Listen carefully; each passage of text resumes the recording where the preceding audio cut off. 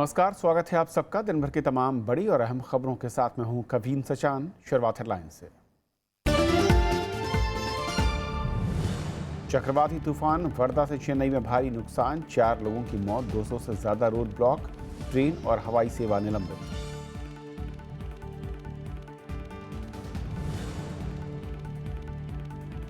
GST का अप्रैल से लागू होना मुश्किल, दोहरे नियंत्रण पर नहीं बन पा रही सहमति, जेटली ने विधेयक के मसौदे को जल्द मंजूरी मिलने की जताई उम्मीद।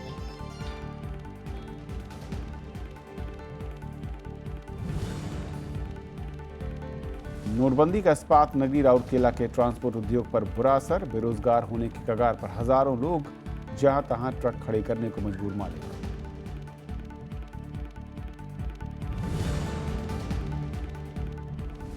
टाटा इंडस्ट्रीज के चेयरमैन और निदेशक पद से हटाए गए साइरस मिस्त्री, शेयरधारकों की बैठक में लिया गया निर्णय, 26 दिसंबर को टाटा पावर के अध्यक्ष पद से हटाने पर फैसला।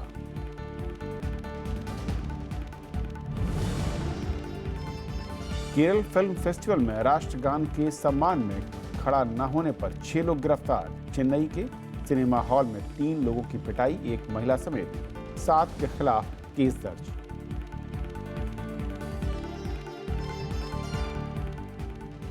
और आइए देखते हैं पहली खबर।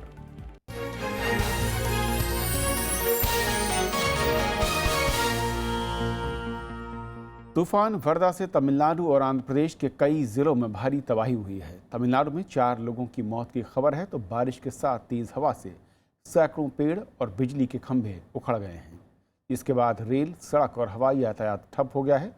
उधर मौसम विभाग के मुताबिक तूफान अब कमजोर पड़ गया है। केंद्रीय गृह मंत्री राजनाथ सिंह ने तमिलनाडु और आंध्र प्रदेश के मुख्यमंत्रियों से बात कर उन्हें हर संभव मदद का भरोसा दिया।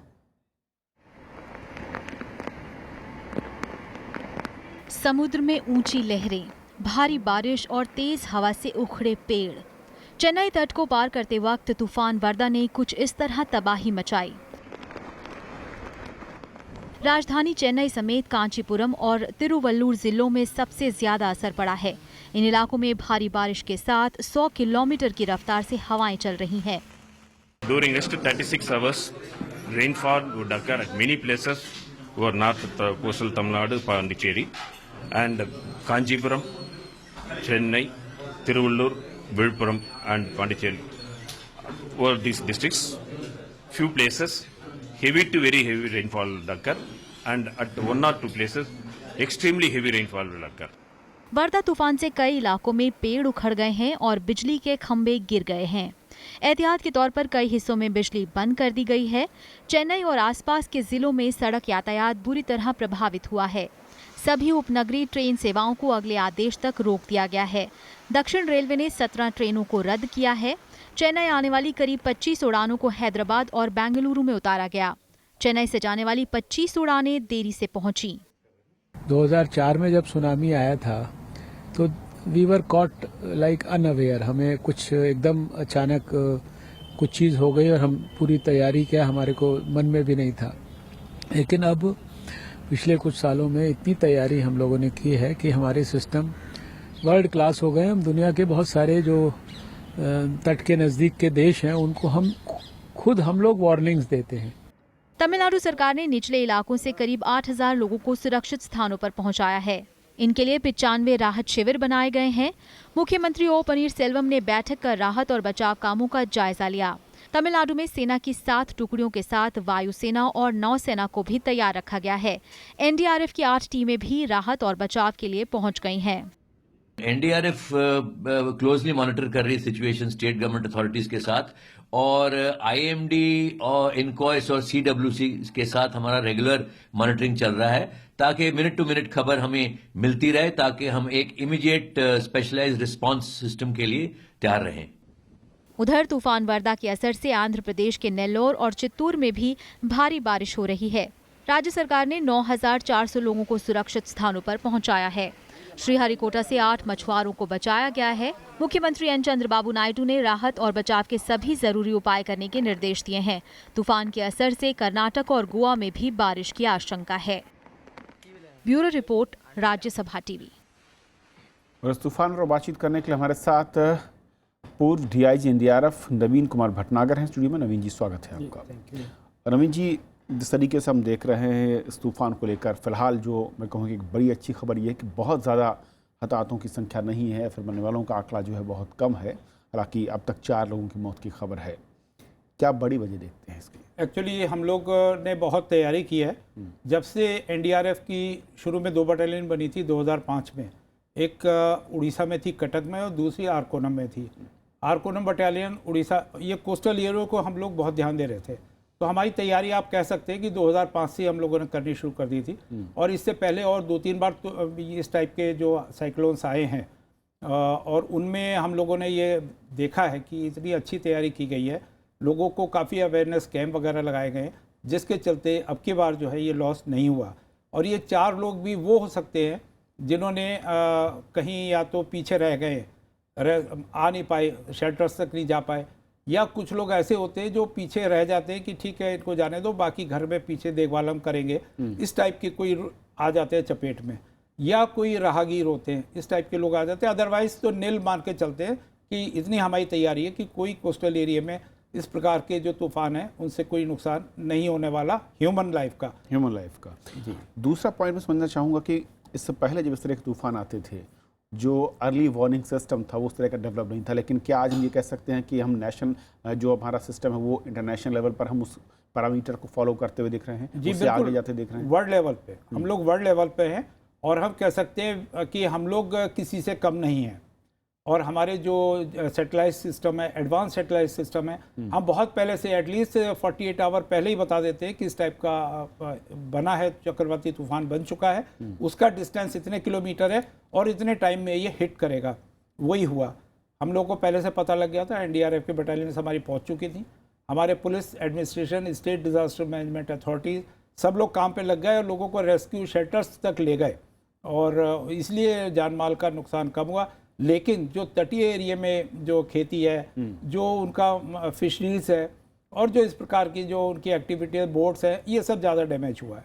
आर्थिक तौर पर नुकसान हो सकता है, पेड़ों का गिरना, या मैं कहूँ कि जो बिजली के खंभे हैं वो उखड़ गए, लेकिन जान नहीं हुआ। जान को लेकर अगर मैं कहूँ कि ह्यूमन जो लाइफ को लेकर लॉस नहीं होता है, ये नील। यानी माना जाए कि साइंस जो इसमें एक बड़ा रोल प्ले कर रही है, और जिस तरीके से हमने नया सिस्टम, नया उपग्रह या फिर जो सिस्टम शुरू किया है, उसका इफेक्ट अब हमें दिखना शुरू हुआ। बिल्कुल ठीक बात है। ये हमारा जो नया भी सैटेलाइट्स हमने भेजे हैं, इतना अच्छा इमेजिंग आ रही है हमारे पास, इतने क्विक रिस्पांस आ रहा है। कहीं भी कोई एक्टिविटी होती है समुद्र एरिया में, कोस्टल एरिया में, एनवायरनमेंट में, कहीं कुछ होता है, इमीडिएटली हम लोग को पता लग जाता है। और एडवांस वार्निंग सिस्टम्स हमारे पास डेवलप्ड है और अभी हम लोग बहुत ज़्यादा जागरूक हो गए और बहुत तेज़ी के साथ हमने इनको इक्विप किया है हर जगह, हर डिस्ट्रिक्ट में, हर क्षेत्र में। लेकिन कोई ऐसी कमी आपको लगता है जो कि हमें आने वाले वर्षों में या फिर आगे बढ़ने की ज़रूरत है? बिल्कुल, जो ख़ास तौर से अगर इस टाइप के तूफानों से बचना है तो कोस्टल एरिया को हमें मजबूत करना होगा। इनके ऊपर ऑब्स्ट्रक्शंस लगाने पड़ेंगे। कोस्टल एरिया में बैरियर्स बनते हैं, जहाँ से हमें हर बार समुद्र की लहरें ऊपर आती हैं, तो हमें स्टॉप बैरियर्स लगाने पड़ेंगे। इसके अलावा जो पब्लिक को वहाँ से कम एटलीस्ट आधा किलोमीटर दूर, 1 किलोमीटर दूर बसावट होनी चाहिए। इस इन द बीच का जो पीरियड कहलाता है, उसके अंदर किसी को भी अलाउ नहीं करना चाहिए बिल्डिंग बनाने के लिए या रहने के लिए, क्योंकि सबसे ज़्यादा लॉस जो है 1 किलोमीटर के अंदर अंदर ज़्यादा होता है। दूसरा, हमें स्टैंड बाई इलेक्ट्रिसिटी का अरेंजमेंट करना चाहिए। जैसे ही इस टाइप की जो लाइट्स वगैरह चली जाती है, खंभे खड़ते हैं, तो हमको स्टैंड बाई लाइट्स वगैरह का अरेंजमेंट बहुत तेज़ी से, या जो अंडरग्राउंड वायरिंग की बात हो रही है कई देशों में, एग्जैक्टली ये है।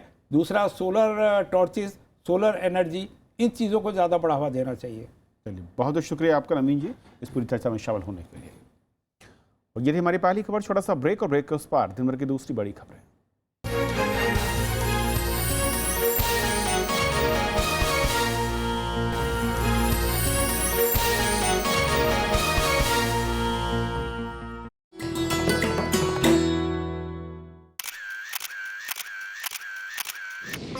उत्तराखंड में समुद्र तल से करीब 15,500 फुट की ऊंचाई पर मौजूद दुनिया का सबसे ऊंचा गुरुद्वारा पवित्र श्री हेमकुंड साहिब 1936 में बनकर तैयार हुआ गुरुद्वारा श्री हेमकुंड साहिब 10वें सिख गुरु गोबिंद सिंह के दुष्ट दमन रूप को समर्पित।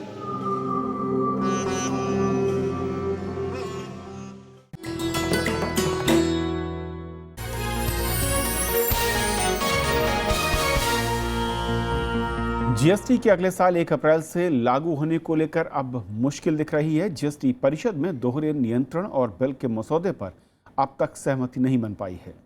अब यह तय है कि मौजूदा सत्र में जीएसटी विधेयक संसद में पेश नहीं किया जाएगा। हालांकि वित्त मंत्री अरुण जेटली ने भरोसा जताया कि जीएसटी परिषद की अगली बैठक में विधेयक के प्रस्तावों को मंजूरी मिल जाएगी। जीएसटी परिषद की छठी बैठक में रविवार का पूरा वक्त प्रस्तावित कानून के प्रावधानों पर चर्चा में ही निकल गया। इसके चलते दोहरे नियंत्रण के मसले पर कोई चर्चा नहीं हुई। बैठक के बाद वित्त मंत्री ने बताया कि कई महत्वपूर्ण प्रावधानों को मंजूरी दे दी गई है और कुछ का मसौदा फिर से तैयार करने की जरूरत है। We started today discussing it and we have gone up to clause 99. There are few clauses which require, one or two clauses which require to be redrafted,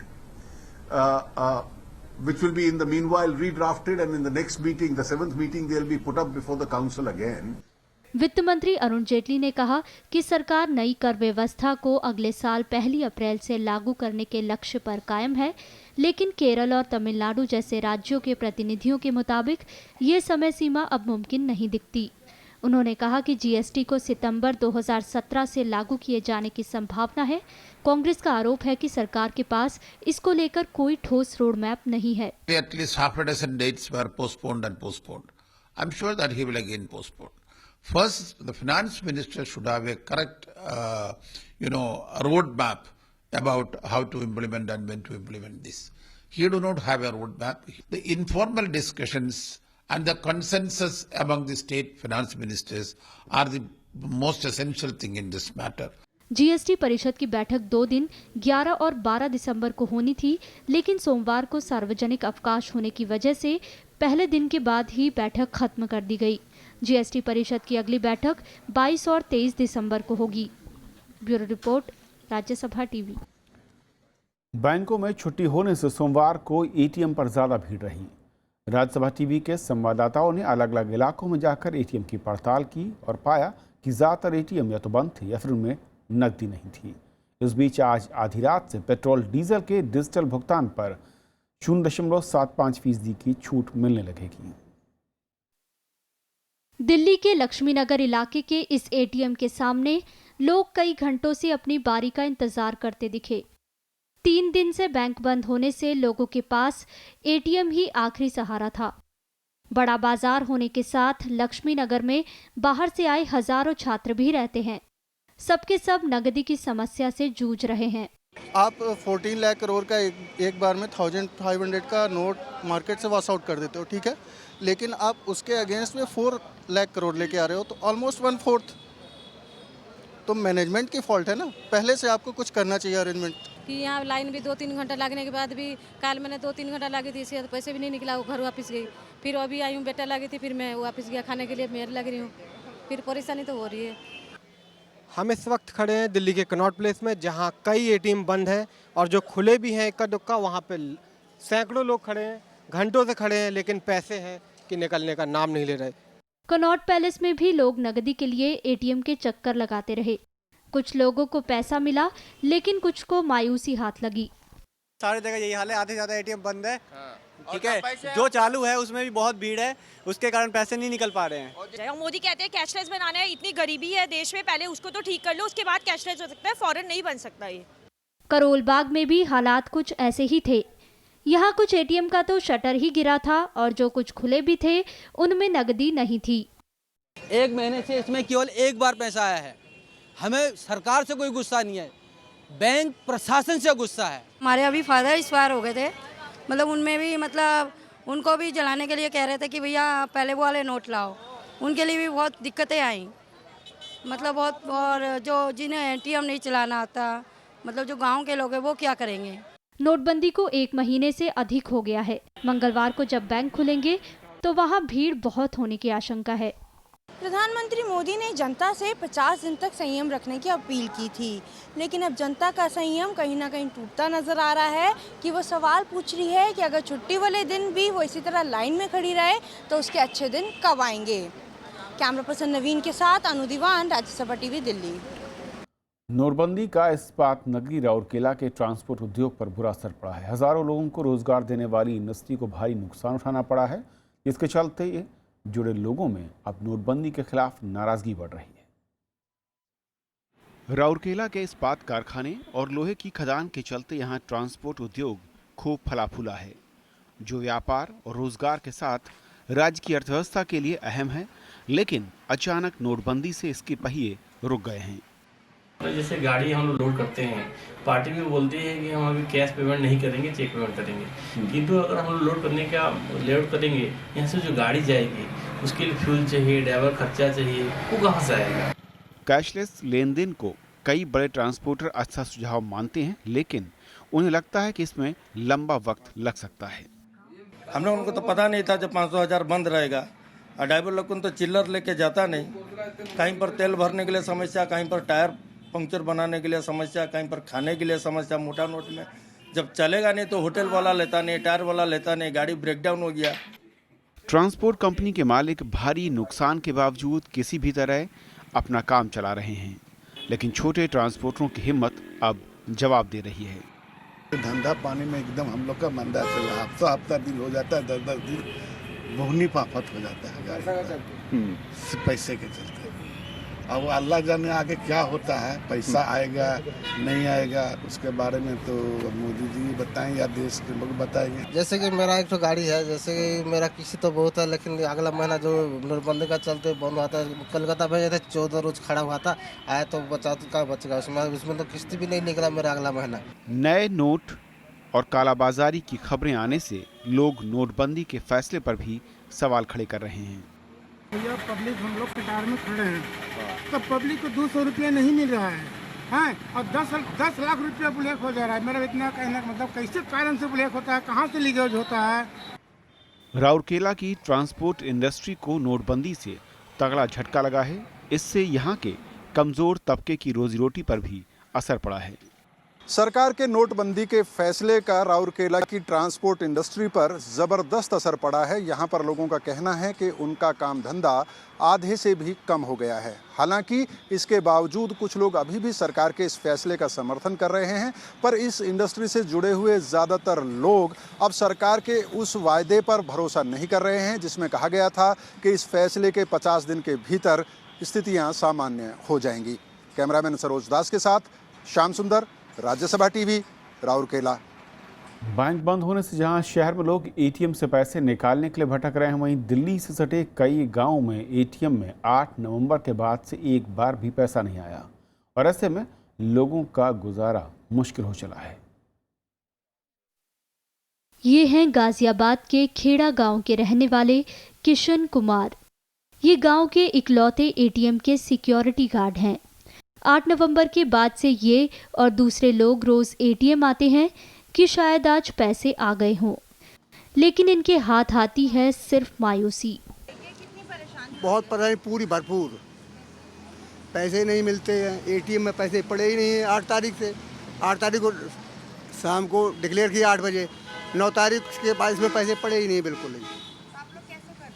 ऐसे ही काम चला रहे धीरे धीरे, जहाँ 2 रुपये खर्चा हो 50 पैसे खर्चा कर रहे हैं, उधार ले रहे, किसी से मिल जाते हैं, कभी कभार नहीं मिलते, भूखे सो जाते हैं। एक और एटीएम में पैसे नहीं हैं, वहीं 3 दिन से बैंक बंद होने से मुश्किलें बढ़ गई हैं। लोगों का कहना है कि पैसे उनके पास है नहीं और कैशलेस ट्रांजैक्शन उन्हें आता नहीं है। यहाँ दुकान चलाने वालों के व्यापार पर भी नोटबंदी का बुरा असर पड़ा है। ये पेटीएम वगैरह इसके बारे में भी हमें जानकारी नहीं है अभी, लेकिन अगर कोई आता है तो हम उससे मना कर देते हैं, क्योंकि हमें इसके बारे में जानकारी नहीं है। अब सभी लोग एक आधा आता है, सभी लोग को इसकी जानकारी नहीं है, कैसे यूज करते हैं इसे कैसे नहीं, तो हम मना कर देते हैं। नोटबंदी के काम तो देखो जी, हमारा ये छोटे हाथी ये है, हमारे पास एक 14 फुटी गाड़ी है। 8 तारीख से लगा लो 2-4 ही भाड़े लगे हैं, लाखों रुपए का तो अभी तक नुकसान हो चुका है 2 गाड़ियों के अंदर ही। बैंक में जाते हैं 4 घंटे 6 घंटे लाइन में लगने के बाद कैश खत्म, और मिल भी गया तो 2000-1500 ऐसे देते हैं मनमर्जी से। ये हाल दिल्ली से महज 50 किलोमीटर दूर गांव का है, जहां गांव में बैंक नहीं है। ऐसे में देश के दूर दराज के इलाकों के लोगों की मुश्किलों के बारे में अंदाजा लगाया जा सकता है। शहरों के बाहर जहां एटीएम की लंबी कतारें देखने को मिल रही हैं, वहीं गांव में ये बिल्कुल उल्टा है। या तो एटीएम में पैसा नहीं है या एटीएम के शटर ही नहीं खुले। अब ऐसे में इन लोगों का ये सवाल पूछना बेहद लाजमी है कि आखिर कैशलेस का मतलब होता क्या है। गाजियाबाद के खेड़ा गांव से अनु दीवान, राज्यसभा टीवी के लिए। नोटबंदी के बाद से देश के अलग अलग हिस्सों से पैसे और सोने की बरामदगी लगातार जारी है। आयकर विभाग ने राजस्थान के जयपुर से अर्बन सहकारी बैंक पर छापा मारकर 1,56,00,000 रुपए जब्त किए, जिसमें 1,38,00,000 के 2,000 के नोट हैं। आयकर विभाग को सहकारी बैंक में नोटों की बदली में गड़बड़ी की शिकायत मिली थी। वहीं राजस्थान पुलिस ने 3 लोगों को 64 लाख रुपए के साथ गिरफ्तार किया। इनके पास से 58 लाख रुपए के 2,000 के नोट मिले। दिल्ली के इंदिरा गांधी एयरपोर्ट पर सुरक्षा बलों ने 6 लोगों से 16 किलो सोना बरामद किया है। इस बीच दिल्ली की एक अदालत ने एक्सिस बैंक के निलंबित ब्रांच मैनेजर को 3 दिन के लिए ईडी की कस्टडी में भेज दिया है। आरबीआई ने अफवाहों को खारिज करते हुए कहा है कि एक्सिस बैंक के बैंकिंग लाइसेंस को रद्द करने के लिए कोई कार्रवाई फिलहाल शुरू नहीं की गई है। राष्ट्रगान के प्रति सम्मान न दिखाने के आरोप में केरल में 6 लोगों को गिरफ्तार किया गया है। इंडियन एक्सप्रेस के मुताबिक ये सभी तिरुवनंतपुरम में केरल अंतर्राष्ट्रीय फिल्म महोत्सव में हिस्सा ले रहे थे। महोत्सव के आयोजकों ने शुक्रवार को राष्ट्रगान के दौरान खड़े होने से छूट मांगी थी। हालांकि सुप्रीम कोर्ट ने फैसले में ढील देने से इनकार कर दिया था। उधर चेन्नई में एक सिनेमा हॉल में राष्ट्रगान के दौरान सेल्फी लेने पर 3 लोगों की पिटाई कर दी गई। द हिंदू के मुताबिक इस घटना के बाद पुलिस ने एक महिला समेत 7 लोगों के खिलाफ मामला दर्ज किया। सुप्रीम कोर्ट ने सिनेमा हॉल में राष्ट्रगान के दौरान खड़े होने के आदेश दिए हैं।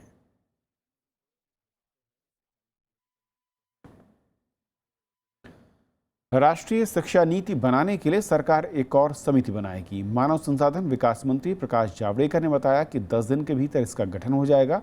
समिति का अध्यक्ष नामचीन शिक्षाविद होगा। जावड़ेकर ने यह भी बताया कि नई नीति पर राज्यों, सांसदों, विशेषज्ञों और शिक्षण संस्थानों से सलाह मशविरा हो चुका है। इसके अलावा पूर्व कैबिनेट सचिव TSR सुब्रमण्यम समिति की सिफारिशों को भी ध्यान में रखा जाएगा। इससे पहले सुब्रमण्यम समिति को भी ये काम सौंपा गया था और उन्होंने अपनी रिपोर्ट सौंप दी थी। भारत ने एक्ट ईस्ट पॉलिसी के तहत इंडोनेशिया के साथ संबंधों को और मजबूत करने का फैसला किया है। दिल्ली में आज इंडोनेशिया के राष्ट्रपति जोको विडोडो और प्रधानमंत्री नरेंद्र मोदी ने मुलाकात की। रक्षा, व्यापार, आतंकवाद के खिलाफ लड़ाई समेत कई क्षेत्रों पर सहयोग बढ़ाने पर जोर दिया गया। भारत दौरे पर आए इंडोनेशिया के राष्ट्रपति जोको विडोडो ने सोमवार को प्रधानमंत्री नरेंद्र मोदी से मुलाकात की। आतंकवाद के खिलाफ सहयोग बढ़ाना बातचीत का एक अहम हिस्सा था। दोनों नेताओं की अगुवाई में प्रतिनिधि मंडल स्तर की बातचीत हुई। इसमें रक्षा और सुरक्षा क्षेत्र में सहयोग पर जोर दिया गया। प्रधानमंत्री ने इंडोनेशिया को एशिया प्रांत का सबसे अहम देश और भारत का एक अहम सहयोगी बताया। We agreed to prioritize defense and security cooperation at 2 important maritime nations that are also neighbors. We agreed to cooperate to ensure the safety and security of the sea lanes in disaster response and environmental protection. प्रधानमंत्री ने व्यापार और संस्कृति के क्षेत्र में पुराने संबंधों को आगे बढ़ाने पर जोर दिया। इंडोनेशिया के राष्ट्रपति जोको विडोडो ने दवा और सूचना तकनीक समेत दूसरे क्षेत्रों में व्यापारिक संबंधों को बढ़ाने की बात कही। Indonesia invites India to increase investment cooperation in pharmaceutical, IT, and automotive. Bharat Indonesia शिखर वार्ता के बाद 3 अहम समझौतों पर हस्ताक्षर किए गए। इनमें युवा और खेल मामलों के अलावा मत्स्य उत्पाद और उत्पादों के मानकीकरण में सहयोग शामिल हैं। शिखर वार्ता के पहले राष्ट्रपति भवन में इंडोनेशिया के राष्ट्रपति का भव्य स्वागत किया गया। जोको विडोडो ने राष्ट्रपति प्रणब मुखर्जी और उपराष्ट्रपति मोहम्मद हामिद अंसारी से भी मुलाकात की। दुनिया का सबसे बड़ा मुस्लिम देश और आसियान की सबसे बड़ी अर्थव्यवस्था इंडोनेशिया एशिया प्रशांत में रणनीतिक रूप से काफ़ी अहम है। अब देखना यह है कि ऐसे समय में जब आतंकवाद इंडोनेशिया में भी अपने पांव पसारने की कोशिश कर रहा है, वैसे में भारत के साथ इसके संबंध किस दिशा में और कितनी तेज़ी से आगे बढ़ते हैं। राज्यसभा टेलीविज़न के लिए कैमरा पर्सन प्रशांता के साथ दिल्ली से अखिलेश सुमन। साइरस मिस्त्री को टाटा इंडस्ट्रीज के निदेशक पद से हटा दिया गया है। टाटा सन्स के चेयरमैन पद से हटाए जाने के बाद यह पहला मौका है जब उन्हें निदेशक मंडल से हटाया गया है। टाटा इंडस्ट्रीज के मुताबिक निदेशक पद से हटाए जाने के बाद वो कंपनी के चेयरमैन भी नहीं रहे। शेयरधारकों की विशेष बैठक में आज ये फैसला लिया गया। टाटा इंडस्ट्रीज टाटा सन्स की सहायक कंपनी है और टाटा की कई कंपनियों की इसमें हिस्सेदारी है। मिस्त्री को 24 अक्टूबर को टाटा सन्स के चेयरमैन पद से हटा दिया गया था। अब 26 दिसंबर को टाटा पावर की EGM भी है, जिसमें मिस्त्री को निदेशक मंडल से हटाने पर विचार होगा। घरेलू शेयर बाजार के लिए हफ्ते की शुरुआत खराब रही है। सेंसेक्स करीब 1% और निफ्टी भी करीब 1% से कुछ ज़्यादा गिरकर बंद हुए हैं। कमजोरी के इस माहौल में निफ्टी 8200 के नीचे फिसल गया और सेंसेक्स 26,500 के करीब पहुंच गया। सेंसेक्स 232 अंक की गिरावट के साथ 26,515 पर बंद हुआ। वहीं पर निफ्टी 91 अंक टूटकर 8,171 पर बंद हुआ। कच्चे तेल के उत्पादन में कटौती पर पेट्रोलियम निर्यातक देशों के संगठन ओपेक और गैर ओपेक देशों की सहमति के बाद उसके दाम 1.5 साल के उच्चतम स्तर पर पहुंच गए। ब्रेंट क्रूड ऑयल की कीमत 4.4% बढ़कर $56.72 प्रति बैरल हो गई। अमेरिकी कच्चे तेल के दाम में 4.8% की वृद्धि हुई और ये प्रति बैरल $53.98 हो गया। कच्चे तेल के दाम बीते 10 दिनों में करीब 15% तक बढ़े हैं। ओपेक और नॉन ओपेक देश जनवरी से उत्पादन घटाएंगे, इससे दाम और भी बढ़ने के आसार हैं। ये भारत के लिए परेशानी वाला हो सकता है। हम अपनी ज़रूरत का 80% क्रूड आयात करते हैं। 13 देशों वाले ओपेक ने 30 नवंबर को घोषणा की थी कि उसके सदस्य जनवरी से दैनिक उत्पादन 12 लाख बैरल कम कर देंगे। दुनिया के सबसे बड़े निर्यातक सऊदी अरब ने 4.86 लाख बैरल और सबसे बड़े उत्पादक रूस ने 3 लाख बैरल दैनिक कटौती की बात कही है। मुंबई टेस्ट मैच जीतकर भारत ने इंग्लैंड के खिलाफ 5 मैचों की सीरीज जीत ली है। 5 मैचों की सीरीज में भारत ने 3-0 की बढ़त बना ली है। चौथे टेस्ट में भारत ने इंग्लैंड को पारी और 36 रन से हरा दिया। सीरीज का 5वां और आखिरी मैच 16 दिसंबर से चेन्नई में खेला जाएगा। मुंबई टेस्ट में जीत के साथ ही भारत ने इंग्लैंड के खिलाफ 5 मैचों की सीरीज में अजेय बढ़त बना ली। भारत की यह लगातार 5वीं टेस्ट सीरीज जीत है। इससे पहले भारत ने श्रीलंका, दक्षिण अफ्रीका, वेस्टइंडीज और न्यूजीलैंड को हराया था। भारत ने 43 साल बाद 5 टेस्ट मैचों की कोई सीरीज अपने नाम की है।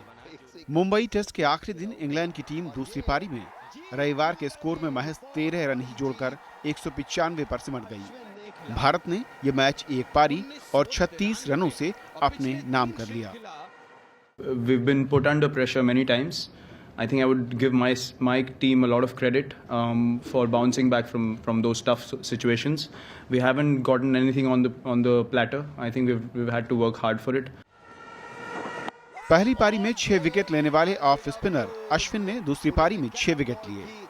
अश्विन ने 43 टेस्ट मैच के अपने करियर में कुल 7वीं बार 10 या उससे अधिक विकेट लेने का कारनामा हासिल किया, जबकि 24वीं बार टेस्ट मैच की एक पारी में 5 या उससे अधिक विकेट लेने में वो कामयाब रहे। पहली पारी में 235 रनों की शानदार पारी के लिए कप्तान कोहली को प्लेयर ऑफ द मैच चुना गया। कोहली एक साल में 3 बार दोहरा शतक लगाने वाले पहले भारतीय क्रिकेट खिलाड़ी बन गए। मुंबई टेस्ट में जीत के साथ ही भारत ने टेस्ट क्रिकेट में लंबे समय तक अपराजित रहने के करीब 30 साल पुराने रिकॉर्ड को दोहरा दिया है। बीते 1.5 साल से टीम इंडिया 17 टेस्ट में कोई भी मैच नहीं हारी है। इस दौरान भारत ने 13 टेस्ट मैच जीते हैं, 4 मैच ड्रॉ रहे हैं। बतौर टेस्ट कप्तान विराट कोहली की ये 13वीं टेस्ट जीत है। Bureau report, Rajya Sabha TV. खबरों के आज के सफर में इतना ही। नमस्कार।